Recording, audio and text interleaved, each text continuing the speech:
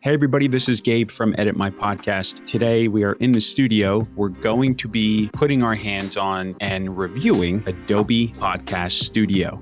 This is their newly released version inside of the Adobe Podcast software that they have as a part of Adobe Express. We're going to be going over this with our Pod Score system to help show you what you can expect from this particular service and software from Adobe. This is how we use the Pod Score system. We take the various services and softwares that are available for podcasters and we review them and we test them. We judge them on 5 different criteria: user experience and learning curve, recording and editing features, audio quality and enhancements, collaboration features, and exporting and sharing. There's so much misinformation on podcasting and podcast softwares out there. The goal for this is just to help you pick the solution that's going to be right for you, hopefully making the decision easier to pick your equipment, tools, and software for your journey into podcasting. At the time of recording this video, this is not sponsored, affiliated, or endorsed with Adobe, Adobe Express, or Creative Cloud.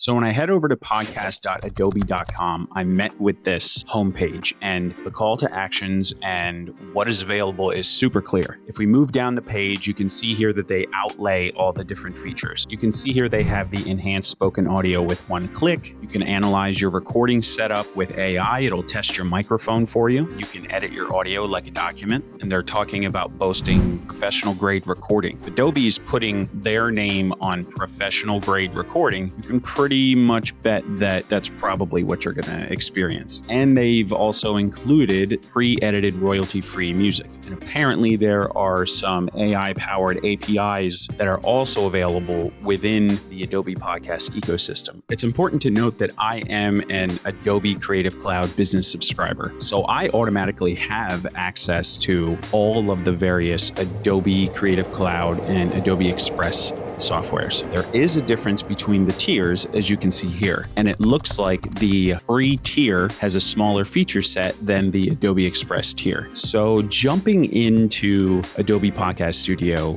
was much easier than expected. When I opened up Adobe Podcast Studio, the studio interface was actually pretty intuitive. It should be a pretty smooth transition for those of you who are looking for an alternative now that Spotify has rolled back their online recording studio. The launching of the Adobe Podcast Studio is a move in the right direction to begin to create an all-in-one solution for podcasting within the Adobe system. So that's a super smart business move for them. I'm just going to jump right into the learning curve and how easy this was to use. The user interface is clearly marked with recognizable symbols. The only dummy proofing they could have possibly done is they could have added tooltips or information hover buttons to explain what the various features are and what they do. The automatic transcription process and text editing style of the audio makes it really intuitive, and it's going to make it really easy for newer podcasters to get started. That's a definite win for newer people coming into the podcast space,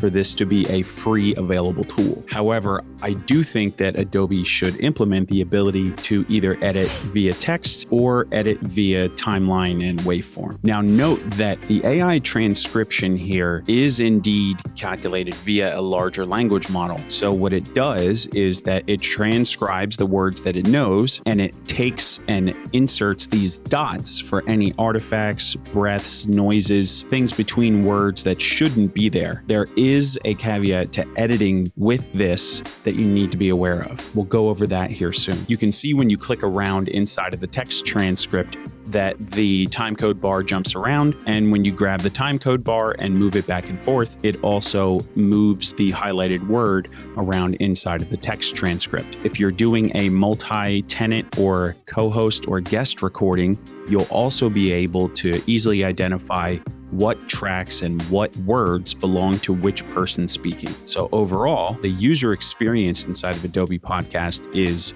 rated 5 out of 5. When we talk about recording and editing, I don't know if Adobe could have made this any simpler. Recording in the browser was super easy. You just allow the permissions accordingly when you get to the page and hit the big red button. So we're going to talk for a few minutes. And today we've been spending some time with the new podcast suite and tools from Adobe. And so far, I like what I see. There are several features inside of Adobe Podcast Studio that were not present before, and that's including the ability to adjust your audio in terms of editing and trimming. So you'll be able to trim time code, remove gaps and silences. You'll be able to remove background noises and artifacts. And you're also going to have the ability to do some light sound design. So truthfully, if you're looking for an all-in-one tool, it looks like the Podcast Studio from Adobe is going to be the way to go. All right, so we're going to hit stop recording, and now it looks like it's going to process it. Yep, so here it is. This is the actual waveform, and I guess it's transcribing it now. So that's what we're waiting on. So here we see that it's completed the transcription, and it's got some notes and like little noises here. So it looks like it's pointed out where there is some space in how I have spoken. So let's see what the studio can do here, and we can make some adjustments. Now, the removing of empty spaces is done by highlighting the dots in the transcript and then removing them with the delete key or the backspace key. It's a pretty straightforward process. However, this is the caveat that I was talking about with the way AI transcription and AI transcript editing works. Sometimes removing of these empty spaces and dots are not a 100% solution. That's because the AI models only have so much information that they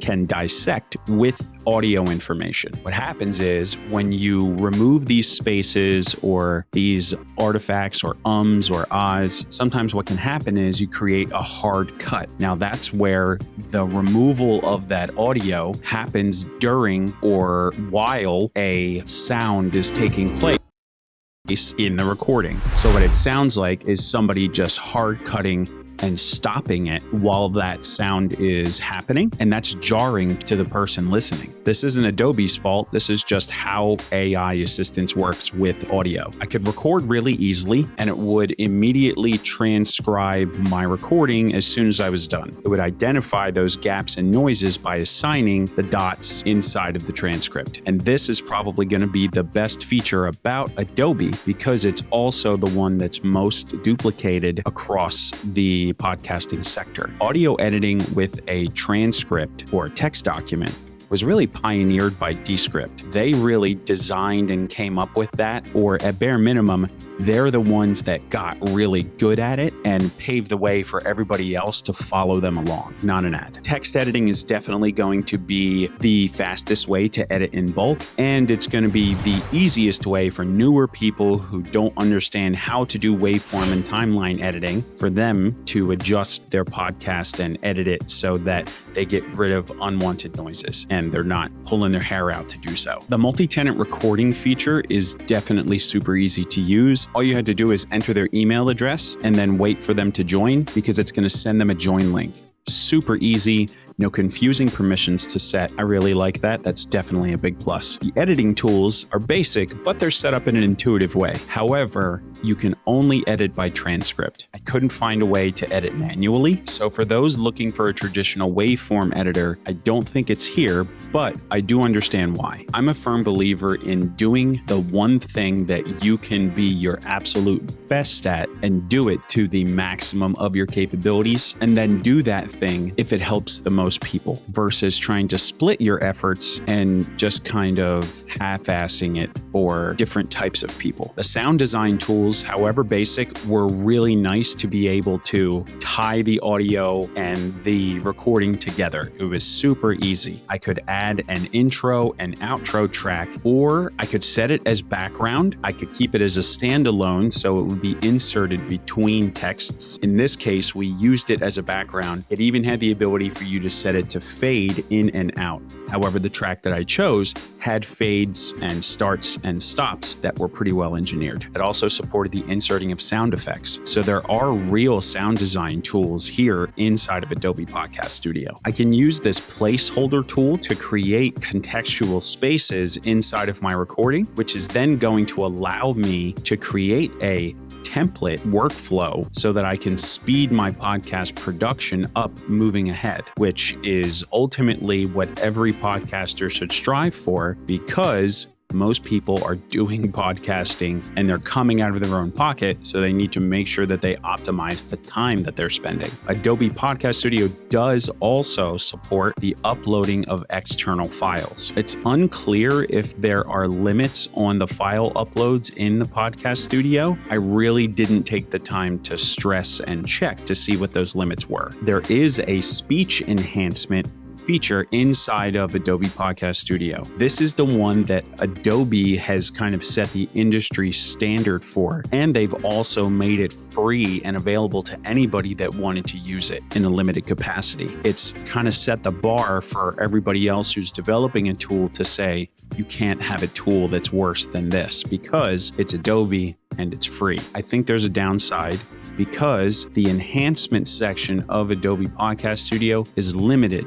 There isn't any way to add additional compression or do any fine tuning. You can't add presence. You can't add any limiting inside of the recording either. It's strictly inside of the studio. You either enable it or you disable the speech enhancement. It's a little limited. I'm going to go over with you here in the next section. We're going to give the recording and editing features 4 out of 5. The only reason I don't give it a 5 is because there is some lacking in that enhancement department. It's really limited. But I do think for about 80 to 90% of the people who are going to be starting their journey with podcasting, that's going to be totally fine. Let's move on to sound quality and the enhancement filters like we just talked about. The raw sound quality was solid with my setup. I'm using a Shure MV7 and a Rodecaster Pro 2 mixer and preamp setup. Now, my setup definitely isn't the best, and a lot of people don't really enjoy the sound of the MV7 or the Rodecaster, but truthfully, that's getting into audio technician territory and not into I want to start podcasting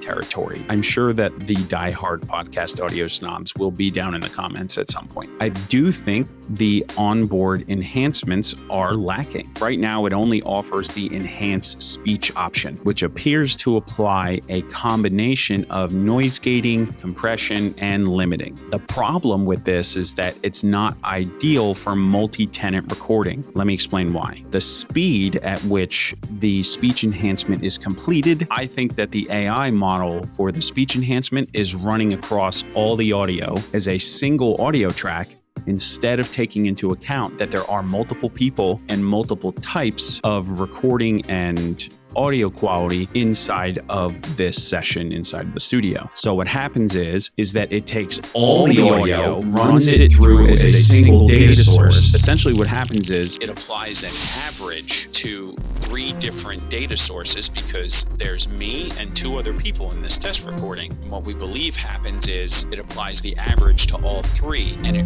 ruins the people that have good pre-production audio. So use that with caution. You may find better luck finding another AI tool out there that is going to better fit your needs. Resound is a really solid choice for what it's worth. So again, this is going to be a 4 out of 5. And the only reason it isn't a 5 is because there's only one type of adjustment in the studio. Hopefully, Adobe's going to roll out additional features soon. Let's talk about collaboration and multi-host recording. Inviting guests and co-hosts to this session is extremely easy.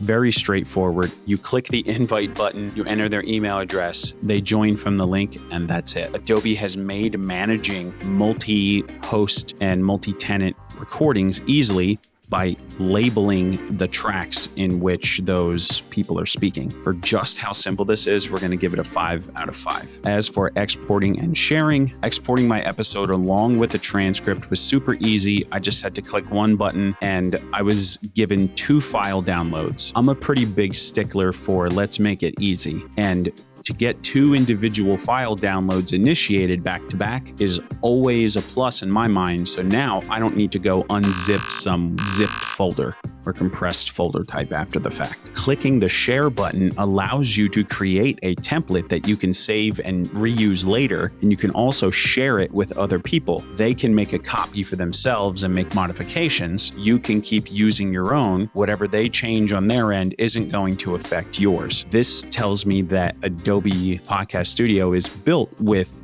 creating a manageable workflow in mind. That's a big win in my opinion. So exporting and sharing, we're going to give it 5 out of 5. So that pretty much covers everything that I thought was really important inside of Adobe Podcast Studio. I feel like I've covered all of the really important features, from how intuitive the user interface is and all of the collaboration features, along with how easy it is to edit in Adobe Podcast Studio. I think Adobe Podcast Studio has definitely set a new standard for what a tool can be. And the fact that they put this out there for free is going to help a ton of people that were essentially left stranded without any type of mid-range or semi-professional recording environment or software, since the tools that Spotify got from Anchor when they acquired Anchor have now been rolled back and pulled out of their platform completely. So whether you're a new podcaster and you're just stepping in, or you're somebody that's been podcasting for a while and you just want to simplify your workflow, the Adobe Podcast Studio is a great option. I'm surprised that it's filled with so many features, because there are other softwares that make you pay for some of these things. So that's a huge plus, and it's very industry forward of Adobe to do that and put this out there for everybody. So good on you, Adobe. Nice work. Let's just really quick review our final EMP score. So the user experience and learning curve, we're going to give it 5 out of 5. The recording and editing features, we're giving it 4 out of 5. Sound quality and enhancement filters, 4 out of 5. Collaboration and multi-host recording, 5 out of 5. Exporting and sharing, also 5 out of 5. Overall, Adobe Podcast Studio brings a lot to the table, and you should consider it for your workflow if you're just stepping in and starting your podcast. If you found this review helpful and you're interested in learning more about Adobe Podcast Studio and also other tools, I would invite you to subscribe, like, comment, follow us on socials so that we can provide you with some more in-depth reviews and tricks. Your feedback is super important to me. It's also going to help me guide and adjust the content we're making here. So hopefully you continue to find it useful. So thank you for watching. I'll see you in the next review.